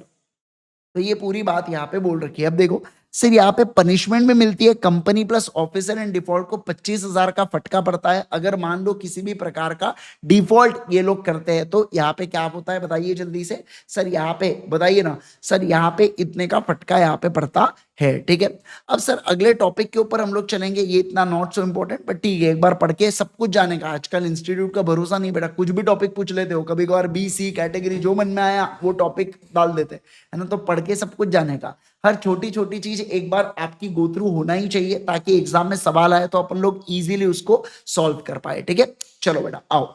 अब देखो, अब मैं बात करूंगा मोशन और रिजोल्यूशन के डिफरेंस के बारे में। सबसे पहली बात तो जो ड्राफ्ट होता है, उस ड्राफ्ट को आप क्या करते हो सर, मोशन के लिए आप प्रेजेंट करवाते हो। जैसे जैसे ऐसा होता है ना, लॉ को पास करने के लिए सबसे पहले मोशन, मतलब सबसे पहले मैं ड्राफ्ट सबमिट करता हूं, फिर वो ड्राफ्ट के ऊपर जब अप्रूवल आ जाता है तो उसे रिजोल्यूशन बोला जाता है। बस उसी प्रकार से जब आप मीटिंग के अंदर कोई टॉपिक को प्रेजेंट करते हो तो उसे मोशन बोला जाता है, और जब उसके ऊपर रिक्विजिट लोगों का अप्रूवल आ जाता है तो उसे रिजोल्यूशन पास हो गया, ऐसा यहाँ पे बोला गया है। ठीक है, रिजोल्यूशन दो प्रकार के होते हैं, एक होता है ऑर्डिनरी रेजोल्यूशन, एक होता है स्पेशल रेजोल्यूशन। जब आपके फेवर में वोट ज्यादा है as compare to unfavourable votes तो उसे ऑर्डिनरी रेजोल्यूशन बोला जाता है। सिंपल मेजोरिटी से आपका ऑर्डिनरी रेजोल्यूशन बनता है। मान लो 1000 लोगों ने वोट डाला था बेटा, तो अपन लोग कहेंगे 501 वोट फेवर में आ गए, बस अपने लिए ये क्या बन जाता है, ऑर्डिनरी रेजोल्यूशन बन जाता है। ठीक है ना, ध्यान दो, 2000 मेंबर्स वोट डाल सकते थे, मान लो उसमें से 100 लोगों ने वोट नहीं डाला बेटा, 200 लोगों ने यहाँ पे है ना इनवैलिड वोट्स डाले, तो अब आप देखोगे कि 1700 में से आपको 50% काउंट करना पड़ेगा। तो 1700 का 50% 850 होने वाला है, तो 851 से सिंपल मेजोरिटी बनेगी। तो 851 जब हो जाएगा ना, तो मैं कहूंगा कि ओआर आपका पास हो गया। इसके बाद अब मैं बात करूंगा एसआर के बारे में, स्पेशल रेजोल्यूशन के बारे में। स्पेशल रेजोल्यूशन का मतलब क्या होता है कि जो वोट आपके फेवर में है ना, वो 3 टाइम्स होना चाहिए as compare to unfavour votes. मान लो जैसे 450 अनफेवर वोट्स है, तो इंटू 3 करो। अब 450 इंटू 3 करेंगे 900, और प्लस 450 आप ऐड कर दो तो 1350 होंगे। तो 1350 और मोर वोट्स अगर फेवर में होंगे तो ध्यान रखना आपने एसआर पास कर लिया। इसे एक्सा बोला जाता है कि जितने लोगों ने वोट किया अगर उसका 75% और मोर अगर फेवर में है तो हम लोग कहते हैं कि एसआर पास हो गया। सर मीटिंग में जो रेजोल्यूशन पास होता है ना, वैसे तो आपने सेपरेटली रेजोल्यूशन पास करना चाहिए जब मेंबर ने डिमांड किया, या पोल के केस में आपने सेपरेटली करना चाहिए। दूसरा सर, लेकिन अगर 100% मेंबर्स का कंसेंट मिल जाए, मतलब सारे के सारे मेंबर्स लोगों ने अप्रूवल दे दिया, तो अब 2 या 2 से ज्यादा के रेजोल्यूशन को साथ में पास कर सकते हो। लेकिन सर अगर डायरेक्टर के अपॉइंटमेंट से रिलेटेड कोई रेजोल्यूशन है तो उसको अलग अलग ही करना पड़ेगा। जैसे देखो सर, मीटिंग में 9 मैटर्स होने वाले हैं, 2 मैटर्स है जहां पे अपन लोग क्या करने वाले, पप्पू शप्पू जो डायरेक्टर है उसको अपॉइंट करने वाले हैं। तो ध्यान रखना, ऑल मैटर्स 100% का कंसेंट मिल गया तो भी आप साथ में नहीं ले जा पाओगे। 7 मैटर्स को आप साथ में ले जा पाओगे, पप्पू के मैटर को अलग, शप्पू के मैटर को अलग आपको ले जाना पड़ेगा रिजोल्यूशन के लिए, ऐसा यहाँ पे बोला गया है। समझ गए क्या? यस। तो 100% लोगों का कंसेंट मिला तो आप 2 या 2 से ज्यादा रेजोल्यूशन साथ में पास कर सकते हो, बस वो डायरेक्टर के अपॉइंटमेंट से रिलेटेड नहीं होगा।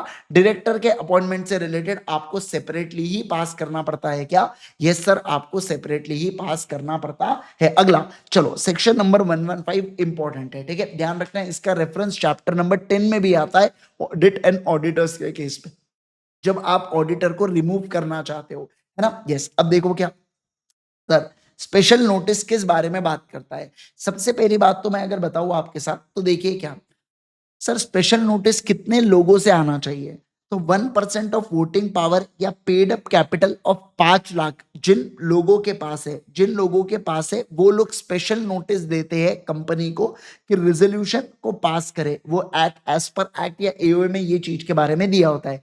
स्पेशल नोटिस 4 बातों से रिलेटेड ही हो सकता है, appointment of auditor, removal of auditor, appointment of director, removal of director. ये 4 बातों से रिलेटेड ही कभी भी स्पेशल नोटिस दिया जा सकता है कंपनी को, और वो भी कौन दे रहे? पर्सन दे रहे। सर ये स्पेशल नोटिस कब जाना चाहिए, तो देखो स्पेशल नोटिस पर्सन भिजवाते हैं कंपनी को मीटिंग से 14 दिन पहले, पर 3 महीने पहले नहीं आना चाहिए। मतलब मीटिंग जब होने वाली है ना, उससे 14 दिन पहले और 3 महीने के अंदर अंदर ऐसा होना चाहिए। आप समझ रहे हैं क्या? इससे एकदम इजीली आपको समझ जाएगा यहाँ पे कि मीटिंग से 14 दिन पहले होना चाहिए, बट 3 महीने से भी पहले ना हो, मीटिंग से 3 महीने पहले के बाद होना चाहिए। मीटिंग से 3 महीने पहले के बाद होना चाहिए। समझे क्या बात को? यस, यानी कि 14 क्लियर डेज पहले स्पेशल नोटिस आ जाना चाहिए। अब ये जो कंपनी है ना, ये नोटिस को क्या करती है बेटा, 7 दिनों के अंतर्गत, 7 दिनों के अंतर्गत किसको भिजवाती है बोलो, 7 दिनों के अंतर्गत मेंबर्स को फॉरवर्ड करती है। 7 क्लियर डेज के विद इन मेंबर्स को फॉरवर्ड करती है। मान लो नोटिस नहीं दी गई तो कंपनी को पब्लिश करना पड़ता है न्यूज़पेपर में। हम न्यूज़पेपर दो कौन से होते हैं, इंग्लिश वर्नाकुलर आपको पता है, और वेबसाइट के ऊपर डालना पड़ता है क्या, यस सर वेबसाइट के ऊपर डालना पड़ता है इस स्पेशल नोटिस के बारे में, ऐसा यहाँ पे बोल रखा है। ठीक है, बस ये ध्यान रखना लिमिट बहुत ज्यादा इंपॉर्टेंट है इसकी, और ये मैटर्स बहुत ज्यादा इंपॉर्टेंट है। बाकी ये प्रोसीजरल पार्ट है कि मीटिंग से 14 दिन पहले स्पेशल नोटिस आना चाहिए, और जैसे ही आया वहां से 7 दिनों के अंदर जो मीटिंग है, समझना मीटिंग से 7 दिनों के पहले पहले, क्या कहा मैंने बोलो, जो मीटिंग है उससे 7 दिनों के 7 क्लियर डेज के पहले पहले आपकी क्या हो जानी चाहिए, नोटिस आपने मेंबर्स को भिजवा देना चाहिए, ऐसा यहाँ पे बोल रखा है। मतलब अब 14 दिन पहले और 7 दिन तो 7 ही दिन बचे ना, है ना, ऐसा। तो इसलिए बोला मीटिंग से 7 दिन पहले पहले आप नोटिस को भिजवा देना, किसको, मेंबर्स को भिजवा देना। ठीक है सर, सेक्शन नंबर 116 पढ़ेंगे। सेक्शन नंबर 116 कहता है मीटिंग अगर कंपनी की जनरल मीटिंग है, या holder of any class of meeting, या बोर्ड ऑफ डायरेक्टर्स की कंपनी की मीटिंग है, तो रेजोल्यूशन जिस दिन एक्चुअली पास होता है, मान लो जैसे एडजर्न मीटिंग हुई, तो एडजर्न मीटिंग के दरमियान अगर पास हुआ तो मैं कहूंगा उसी दिन रेजोल्यूशन एक्चुअली पास लिया जाता है। मतलब रेजोल्यूशन कब ट्रीट किया जाएगा पास, सर उस दिन ट्रीट किया जाएगा पास जिस दिन वो एक्चुअली पास हुआ है। क्या हुआ है बोलो जल्दी से, जिस दिन वो एक्चुअली पास हुआ है। समझ गए क्या? Yes sir. अगला देखिए section number 117, resolution and agreements to be filed के बारे में बात करेंगे। सर जितने भी कंपनी के अंदर रेजोल्यूशंस होते हैं, जो भी कुछ एग्रीमेंट्स होते हैं डायरेक्टर्स के साथ होते हैं, या बाकी कुछ एग्रीमेंट्स होते हैं, वो फाइल करना पड़ता है। किसके पास फाइल करेंगे, मेंबर्स के पास तो नहीं करेंगे, किसके पास करेंगे बोलो बोलो बोलो, बिल्कुल सही आयुषी, आरओसी, किसके पास बोलो, आरओसी के पास फाइल किया जाता है। तो सर कंपनी के ऊपर जिम्मेवारी है कि आपने रेजोल्यूशन और agreement along with explanatory statement ROC को फाइल करना चाहिए एमजीटी 14 में पासिंग से 30 दिन के अंतर्गत। जब भी आप कोई भी रेजोल्यूशन को पास करो, जब भी आप कोई भी एग्रीमेंट को साइन करो, कौन से एग्रीमेंट है वो आगे लिस्ट पढ़ाऊंगा मैं आपको, वो आप 30 दिन के अंदर आरओसी को देना चाहिए। सर उस रेजोल्यूशन या एग्रीमेंट में कोई भी चेंजेस है जो एओए को अफेक्ट करते हैं, तो आपने एओए की जितनी भी कॉपीज है, हर एक कॉपीज के अंदर आपने चेंजेस कर देना है, ताकि आपके पास अपडेटेड एओए रहे। क्या रहे बोलो, आपके पास एओए अपडेटेड रहे। अब सर कौन से रेजोल्यूशन या एग्रीमेंट लगते हैं, तो देखो ऐसे रेजोल्यूशन जिसमें आपको एसआर पास करना पड़ता है वो फाइल करना पड़ेगा। सर ऐसे रेजोल्यूशन जिसमें सारे मेंबर्स का कंसेंट लगता है, मतलब यूनानिमस रेजोल्यूशन, वो फाइल करना पड़ेगा। सर बोर्ड ऑफ डायरेक्टर्स का resolution plus agreement of the company जिसके appointment terms relating to M D O, ध्यान रखना, बोर्ड ऑफ डायरेक्टर्स का रेजोल्यूशन प्लस एग्रीमेंट कंपनी का जिसमें अपॉइंटमेंट टर्म्स हो एमडी के, जैसे रिलायंस का एमडी मुकेश अंबानी, तो मुकेश अंबानी को एमडी अपॉइंट करने के लिए जो बीओडी का रेजोल्यूशन था और जो एग्रीमेंट हुआ है कंपनी का उनके साथ, वो आपको फाइल करना पड़ेगा आरओसी को। इसके अलावा रेजोल्यूशन या एग्रीमेंट जिसका एग्रीड किया गया क्लास ऑफ मेंबर्स के द्वारा, अगर कोई रेजोल्यूशन या एग्रीमेंट एग्री हुआ है तो वो फाइल करो। सर ऐसा रेजोल्यूशन जो वॉलेंट्री वाइंडिंग अप से रिलेटेड है वो आप फाइल करो। सर ऐसा रेजोल्यूशन जो पास हुआ है जिसमें बोर्ड ऑफ डायरेक्टर्स के पास जो पावर्स होती है ना, लेंडिंग या बोरोइंग की, उसके रिगार्डिंग आप यहाँ पे फाइल करो, है ना। कोई भी पर्सन बेटा ये कॉपीज को क्या नहीं कर सकता, इंस्पेक्ट नहीं कर सकता, ये पब्लिक डॉक्यूमेंट नहीं होते एमओए एओए की तरह। मतलब कोई भी पर्सन चले गया और वहां पे बेटा वो क्या कर रहा है, वहां पे वो चेक कर रहा है ये रेजोल्यूशन के कॉपी को, मुकेश अंबानी को कितना पैसा मिलता है, चलो देखता हूँ, मुकेश अंबानी के घंटे कितने लिखे हैं काम करने के, जब देखता हूँ, ये सब चीजें नहीं होती, बराबर ना। तो कोई भी व्यक्ति, ये प्राइवेट डॉक्यूमेंट्स होते हैं, इसको इंस्पेक्ट नहीं कर सकता। अब देखो सर, जब बोर्ड ऑफ डायरेक्टर्स को पावर दी जा रही है resolution with respect to borrowing and lending, तो सर ध्यान रखना, अगर कंपनी बैंकिंग कंपनी एनबीएफसी या एचएफसी कंपनी है ना, ऑर्डिनरी कोर्स ऑफ बिजनेस में इनको क्या लोन एंड, मतलब ऑर्डिनरी कोर्स ऑफ बिजनेस का ही काम है इनका लोन या गारंटी देना, तो उस केस में ये कंडीशन, मतलब उनको ये रेजोल्यूशन आरओसी को फाइल करने की जरूरत नहीं है। मतलब कोई बैंकिंग एनबीएफसी या एचएफसी कंपनी होंगे और उन्होंने कोई रेजोल्यूशन पास किया जहां पे वो बोर्ड ऑफ डायरेक्टर्स के बोरोइंग पावर को बढ़ा रहे या घटा रहे या कुछ भी कर रहे हैं, तो वो रेजोल्यूशन को ये कंपनीज को फाइल करने की जरूरत नहीं है आरओसी के पास, क्योंकि उनका रोज का काम है, वो रोज ये सारी चीजों को अपडेट करते रहेंगे। तो कितने कितने रेजोल्यूशन फाइल करेंगे भाई? तो ऐसे केस के अंदर बोल रखा है कि इस केस में आपको फाइल करने की जरूरत है क्या? नहीं सर, फाइल करने की जरूरत नहीं है। बाद में पेनल्टी बोल के रखिए, कंपनी हो या ओआईडी 10,000 रुपए प्लस 100 रुपए प्रतिदिन। कंपनी के केस में मैक्सिमम 2 लाख और ओआईडी के केस में मैक्सिमम 50,000 की पेनल्टी यहाँ पे बोल रखी है। ठीक है, चलिए सर, अब चलेंगे हम लोग नेक्स्ट वाले पॉइंट के ऊपर। अब बात करेंगे मिनट्स ऑफ मीटिंग से regarding. Sir minutes of meeting का मतलब क्या होता है? देखो, मीटिंग के अंदर अलग अलग डिस्कशन होता है, डिस्कशन के ऊपर यहाँ पे बहुत सारी चीजें बहसबाजी होती है, बहसबाजी होने के बाद बहुत सारे रेजोल्यूशन पास होते हैं। ये सारे मीटिंग का लेखा जोखा प्रॉपरली लिख के रखना, इसे बोला जाता है मिनट्स ऑफ मीटिंग। क्या कहा मैंने? बोलो। जो भी मीटिंग हुई है उसके अंदर क्या डिस्कशन हुआ, क्या रेजोल्यूशन पास हुआ, क्या हुआ क्या नहीं हुआ, उसके बारे में प्रॉपर लेखा जोखा होना, उसे क्या बोला जाता है सर? उसे प्रॉपरली लिख के रखना, उसे बोला जाता है मिनट्स ऑफ मीटिंग। क्या बोला जाता है? बोलो जल्दी से। मिनट्स ऑफ मीटिंग उसे बोला जाता है। क्या आप इसको समझे क्या? बोलो मेरे को जल्दी से, क्या आप लोग इस बात को सारे के सारे लोग समझ रहे हैं क्या? यस सर, एकदम बढ़िया से समझ पा रहे हैं, क्विकली, है ना? Yes sir. चलो देखो, क्या सर मिनट्स ऑफ मीटिंग की अगर मैं बात करूं तो कंक्लूजन, जब से मीटिंग एंड हुआ है वहां से 30 दिन के अंदर आपको मिनट्स को प्रिपेयर करना होता है, और जिसके पेजेस आपको कॉन्जिक्यूटिवली नंबर करना पड़ता है। कॉन्जिक्यूटिवली नंबर मतलब 1 2 3 4 5 6 7 8 9 10, ये कॉन्जिक्यूटिव नंबरिंग होती है लाइन से चिपक के। ठीक है, तो कॉन्जिक्यूटिव नंबर, आप एक बुक बनाओगे इन द सेंस एक डॉक्यूमेंट बनाओगे, जिसमें जो जो मीटिंग में हुआ, जो जो डायरेक्टर ने बोला, जो जो रेजोल्यूशन पास हुआ, ये सारे चीजों को आप प्रॉपरली बाकायदा पेपर फॉर्म में लिखते हो डिस्कशन को, तो इसे मिनट्स ऑफ मीटिंग बोला गया।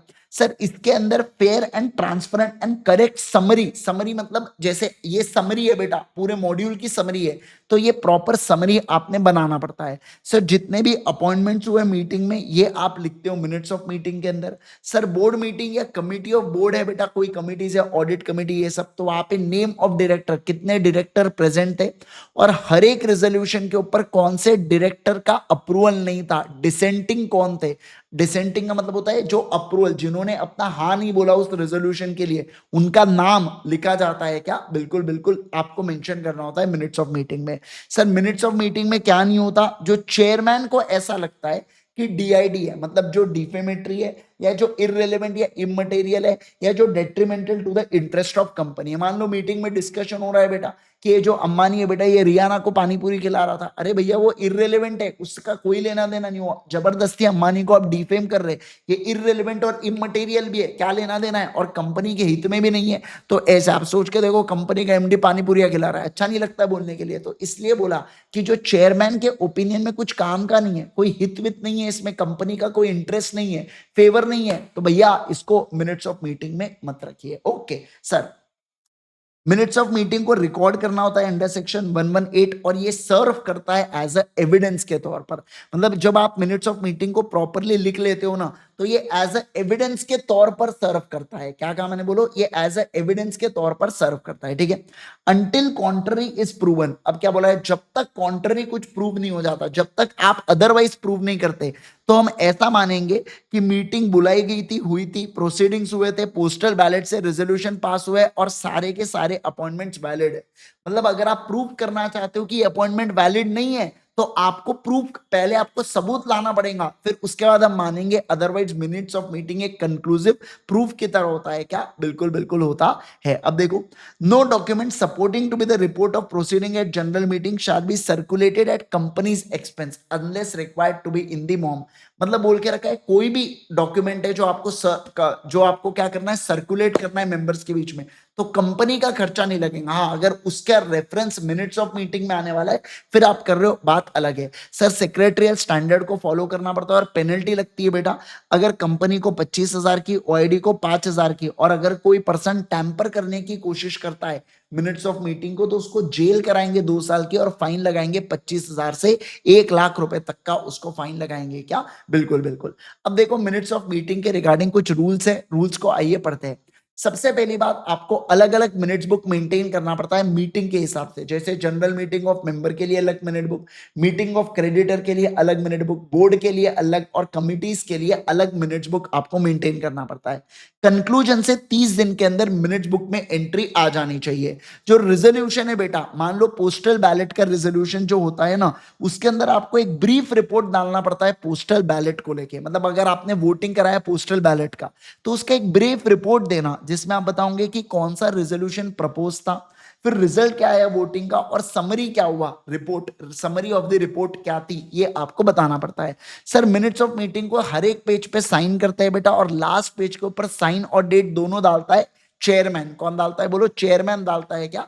Yes sir, chairman of the same meeting या अगले मीटिंग का चेयरमैन भी डाल सकता है। सर जो जनरल मीटिंग का चेयरमैन होता है, मान लो अगर वो इनएबिलिटी, उसका हाथ कट गया बेटा, वो साइन नहीं कर पा रहा, तो ऐसे केस के अंदर क्या होने वाला है बताइए? तो ऐसे केस के अंदर बाप को लाया जाएगा, यानी कि बोर्ड अथोराइज पर्सन भी साइन कर सकता है। सर रिजोल्यूशन अगर पोस्टल बैलेट का है, तो चेयरमैन ऑफ द मीटिंग अगर साइन नहीं किया तो बोर्ड अथोराइज पर्सन करेगा, वैसे चेयरमैन करता है।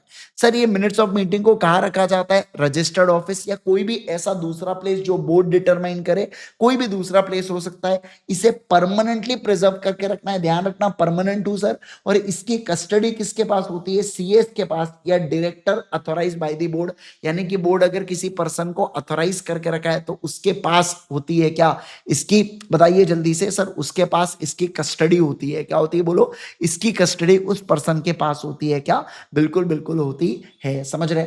सारे लोग फटाफट जल्दी जल्दी बोलेंगे, क्या आप लोग इस बात को समझ रहे हैं क्या? Yes sir. अगला देखिए क्या, maintenance and inspection of document in electronic form. Sir अगर मान लो डॉक्यूमेंट को मेंटेन करना है, अपने को इलेक्ट्रॉनिक फॉर्म में मेंटेन भी करना है, इंस्पेक्ट भी करना है, मेंटेन भी करना है, इंस्पेक्ट भी करना है इलेक्ट्रॉनिक फॉर्म में डॉक्यूमेंट, इलेक्ट्रॉनिक फॉर्म में document in electronic form, section 120। अब देखो सर, जो कंपनी होती है ना, डॉक्यूमेंट को डॉक्यूमेंट रिकॉर्ड, रजिस्टर या मिनट्स ऑफ मीटिंग को इलेक्ट्रॉनिक फॉर्म में मेंटेन कर सकती है। कोई भी डॉक्यूमेंट हो, कोई भी रिकॉर्ड्स हो, कोई भी रजिस्टर ऑफ मेंबर्स हो, रजिस्टर ऑफ डिबेंचर होल्डर्स हो, या मिनट्स ऑफ मीटिंग हो, इसको इलेक्ट्रॉनिक फॉर्म, जैसे कि वर्ड के फॉर्म में, पीपीटी तो नहीं करेंगे, कोई भी वर्ड फॉर्म में मेंटेन करते हैं इलेक्ट्रॉनिक फॉर्म में। ठीक है, ओके। अब सर देखो क्या, कंपनी, ऐसी कंपनी जो लिस्टेड है जिसमें 1000 या उससे ज्यादा मेंबर्स है, चाहे शेयर होल्डर्स हो या डिबेंचर होल्डर्स हो या अदर सिक्योरिटी होल्डर्स हो, तो ये चाहे तो रिकॉर्ड को मेंटेन कर सकते हैं इलेक्ट्रॉनिक फॉर्म में। कौन से फॉर्म में? इलेक्ट्रॉनिक फॉर्म में मेंटेन कर सकते हैं। सर ये जो रिकॉर्ड है ना, ये बोर्ड ऑफ डायरेक्टर, ये सेम फॉर्मेट का होना चाहिए जो एक्ट प्रिस्क्राइब करता है। इस तरीके से रिकॉर्ड हो कि फ्यूचर में रेफरेंस ले पाए। सर कल चल के रीडेबल, रिट्राइबल और रिप्रोड्यूसेबल होना चाहिए। प्रिंटेड फॉर्म में अपन इसको प्रिंट दे सके। रिट्राइव का मतलब होता है लिंक हो तो मैं क्लिक करूं तो मैं उसको वापस देख पाऊं। रीडेबल फॉर्म में होना चाहिए। सर इसके अंदर केपेबल होना चाहिए डेट और साइन करना डिजिटली, वो भी कैसे? डिजिटल तरीके से साइन करना, डीएससी की मदद से। इसके अलावा एक बार साइन या डेट कर दिया तो उसके बाद उसको अल्टर या कोई चेंजेस नहीं हो सकते। और इसको केपेबल ऑफ बीइंग अपडेटेड, समय के साथ साथ ये अपडेट भी हो पाए क्या? बिल्कुल। सर रिकॉर्ड कौन से चीजों का? रजिस्टर, इंडेक्स, एग्रीमेंट होते हैं, फिर एमओए होते हैं, मिनट्स होते हैं, अदर डॉक्यूमेंट्स होते हैं। ये सारे के रिकॉर्ड के बारे में बात यहाँ पे कर रहे हैं।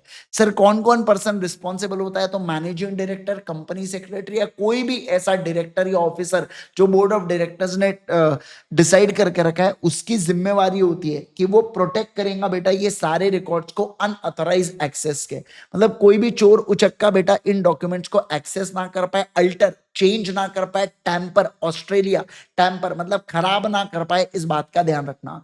सर ये इंश्योर करे कि ये रिकॉर्ड्स लॉस ना हो जाए, कोई उसको डिलीट कर दे रहा है, डैमेज कर दे रहा है बेटा, वायरस डाल दे रहा है, ऐसी सब चीजें नहीं होनी चाहिए। सर इसके अलावा जो सिग्नेटरी होता है इलेक्ट्रॉनिक रिकॉर्ड का, does not repudiate the signed record as not genuine। मतलब जो भी है ना, बेसिकली क्या बोल के रखा है कि यहाँ पे जो सिग्नेटरी है इलेक्ट्रॉनिक रिकॉर्ड्स का, जो पर्सन रिस्पॉन्सिबल है, वो इसको रेप्यूडिएट, कैंसल ना कर पाए साइन रिकॉर्ड्स को। एक बार साइन हो गया बस किस्सा खत्म यहाँ पे। सर जो आपका कंप्यूटर सिस्टम है, सॉफ्टवेयर है, हार्डवेयर है ना, ये सिक्योर होना चाहिए, जो वैलिडेट करे एक्यूरेसी को, रिलायबिलिटी को, कंसिस्टेंट परफॉर्मेंस दे, जो इंटेंडेड, जो अपना सोचा हुआ परफॉर्मेंस है वो आपने को मिलना चाहिए। सर कंप्यूटर सिस्टम जो है ना वो डिसरिगार्ड कर दे, इनवैलिड या अल्टर्ड रिकॉर्ड्स को एक्सेप्ट ही ना करे। ठीक है सर, जो रिकॉर्ड्स है वो एक्यूरेट, एक्सेसिबल और केपेबल होना चाहिए बाद में रिप्रोड्यूस्ड करने के लिए। जैसे मुझे जरूरत पड़ी तो मैं बाद में, जैसे देखो मैं आपको नोट्स की जो लिंक दे के रखा हूं, अब ये बच्चा बाद में भी वीडियो को देख रहा हूँ, वो उसके ऊपर क्लिक करता है तो वह आसानी से नोट्स को क्या कर पाएगा, एक्सेस कर पाएगा, जो केपेबल होंगे रिप्रोड्यूस करने के लिए। वो चाहे तो उसको प्रिंट कर सकता है, देख सकता है, रीड कर सकता है, सब कुछ कर सकता है। सर ये जो रिकॉर्ड्स है ना ये ऑल टाइम केपेबल होना चाहिए, रिट्राइवेबल। रिट्राइवेबल का मतलब होता है जैसे गूगल की लिंक आती है, बहुत से ऐसे होता है ना कि हम क्लासेस के अंदर नोट्स की लिंक देते हैं, उस पर क्लिक करते हो तो आपको पीडीएफ दिख जाता है, तो वो क्या होता है, उसे बोला जाता है केपेबल ऑफ बीइंग रिट्राइव्ड, है ना। यस सर, जो रिकॉर्ड है ना ये नॉन रीराइटेबल, नॉन इरेजेबल होना चाहिए पीडीएफ फॉर्म में। सर एक बैकअप पर दिन का होना ही चाहिए क्या, बिल्कुल बिल्कुल, जो ऑथेंटिकेट हो, डेट हो और केप्ट एट अ प्लेस जो बीओडी डिसाइड करे। सर इसका जो एक्सेस है ये लिमिट कर सकते हैं एमडी, सीएस या कोई भी पर्सन बोर्ड ऑफ डायरेक्टर्स के द्वारा ऑथराइज। सर इसका रिप्रोडक्शन अगर नॉन इलेक्ट्रॉनिक ओरिजिनल रिकॉर्ड्स में करना है इलेक्ट्रॉनिक फॉर्म से तो complete, authenticate, true and legible. मतलब क्या, अभी तक आप books of accounts paper form में कर रहे थे, अब आपने उसको इलेक्ट्रॉनिक फॉर्म में कर दिया तो पूरा 100% रिकॉर्ड इलेक्ट्रॉनिक फॉर्म में कर देना। सर इंडेक्स एंड रिकॉर्ड्स है तो उसको अरेंज अपन इस तरीके से कर सकते हैं जो इजी लोकेशन या उसका एक्सेस आसान हो जाए। सर जितने भी स्टेप्स होंगे सिक्योरिटी, इंटीग्रिटी और कॉन्फिडेंशियलिटी को लेके उसको रिकॉर्ड करके रखो। और सर इंस्पेक्ट करना है और कोई कॉपी निकालना चाहते हैं तो अपन अलाउ कर देंगे, बस कॉपी, फोटो कॉपी के लिए 10 रुपए प्रति पेज से ज्यादा का खर्चा क्या आप मांग सकते हो क्या? नहीं सर आप नहीं मांग सकते, फालतू था, इतना ज्यादा अपने को ध्यान में नहीं रखना है। बस इतना बोल रखा है कि अगर फिजिकल रिकॉर्ड से इलेक्ट्रॉनिक रिकॉर्ड करना चाहो तो कर सकते हैं क्या, बिंदास कर सकते हो, उसके लिए पूरा प्रोसेस इन्होंने दे रखा है। अब बीच के अपने कुछ सेक्शन छूट गए थे, ईजीएम मतलब छूट गए थे इन द सेंस वो मॉड्यूल के पूरे सीक्वेंस में चल पाए, तो अब ईजीएम, एजीएम इन चीजों से रिलेटेड फटाफट एक बार अपन लोग डिस्कशन कर लेते हैं। सेक्शन नंबर 96 बात करता है एजीएम के बारे में, एनुअल जनरल मीटिंग। जैसे अपने स्कूलों में एनुअल गैदरिंग होता था बेटा, साल भर में एक बार स्पोर्ट्स डे तो होना ही होना है, जहाँ पे बहुत सारे एक्टिविटीज होती थी, जिसमें वो येलो हाउस हमेशा आखिरी आता था बेटा। हमारे स्कूल में वो नाम था उसका टोपैस, ऐसा बोलते थे उसको, टोपैस, है ना, गजब का टोपीबाज हाउस था बेटा, हमेशा आखिरी आता था। ठीक है, अब देखो क्या सर, सेक्शन और रेड हाउस जो होता है वो हमेशा पहला आता है, रेड या ग्रीन, इनके बीच में टफ कॉम्पिटिशन होती है। ठीक है, आओ अब देखो सेक्शन नंबर 96 एजीएम के बारे में बात करता है। ये कहता है कि साल में एक बार तो आपने एजीएम लेना ही लेना है। जो पहली एजीएम मतलब नई नई जो कंपनी बनी है बेटा, उसकी एजीएम कब होंगी, पहले फाइनेंशियल ईयर के एंड से 9 महीने के अंतर्गत होंगी। क्या कहा मैंने, बोलो, पहले फाइनेंशियल ईयर के एंड से 9 महीने के अंतर्गत, यानी कि 31 दिसंबर तक उसकी पहली एजीएम होने वाली है। सर बाद में जो सब्सिक्वेंट एजीएम है ना वो फाइनेंशियल ईयर के क्लोज से 6 महीने के अंदर होनी चाहिए, और दो एजीएम के बीच में गैप 15 महीनों से ज्यादा का होना चाहिए। क्या? नहीं सर 15 महीनों से ज्यादा का गैप नहीं होना चाहिए। मान लो फॉर एग्जांपल पहली एजीएम आपने क्या किए, आपने अप्रैल में ले डाले, ठीक है, तो जो अगली एजीएम है ना वो अप्रैल, मई, जून, जुलाई, बस मैक्सिमम जुलाई के पहले पहले आपको लेना पड़ेगा। क्या? बिल्कुल बिल्कुल लेना पड़ेगा, समझ रहे हैं क्या? ये डिपेंड करता है कि आपने पहली वाली एजीएम कब ली है। तो बेसिकली इनका क्या कहना है, इनका कहना है देखो, अगर फर्स्ट एजीएम है तो फर्स्ट एजीएम के, अच्छा, जो सब्सिक्वेंट एजीएम है ना यहाँ पे आपको एक्सटेंशन मिलता है 3 महीने का, लेकिन यहाँ पे कोई एक्सटेंशन आपको मिलता है क्या? नहीं। और एक्सटेंशन कौन देता है? आरओसी देता है। कौन देता है? बोलो, आरओसी देता है। चलो आप मुझे एक बात बताइएगा, सारे के सारे लोग बताना अभी, ठीक है, अभी चल रहा है बेटा 24-25 चल रहा है। क्या चल रहा है? बोलो 24-25। सर मुझे आप सारे लोग कमेंट करके बताना, अगर मैं कंपनी इनकॉर्पोरेट कर रहा हूं बेटा, मान लो फॉर एग्जांपल 2 जनवरी 2025 में, ठीक है ना, तो इसका ड्यू डेट ऑफ एजीएम क्या रहने वाला है? मुझे सारे के सारे लोगों का कमेंट चाहिए जो इस वीडियो को देख रहा है ना, कमेंट सेक्शन में आपको बताना पड़ेगा कि इसका ड्यू डेट क्या रहने वाला है एजीएम का। ठीक है, पक्का सारे लोग कमेंट कीजिएगा।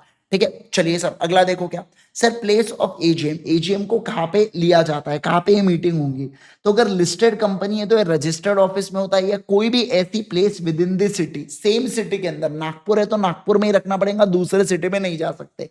अनलिस्टेड कंपनी है बेटा तो ये कोई भी प्लेस इन इंडिया में आप रख सकते हो, बस राइटिंग में 100% मेंबर्स का कंसेंट ले लेना, तो आपको जहां चाहिए आप वहां मचा सकते हो बेटा, क्या? एजीएम। सर एजीएम 9 बजे से लेके 6 बजे के बीच में रखा जाता है, जो अदर देन नेशनल हॉलीडे होता है। नेशनल हॉलीडे के दिन आप एजीएम को लेते हो क्या? नहीं सर, नहीं लेते हो।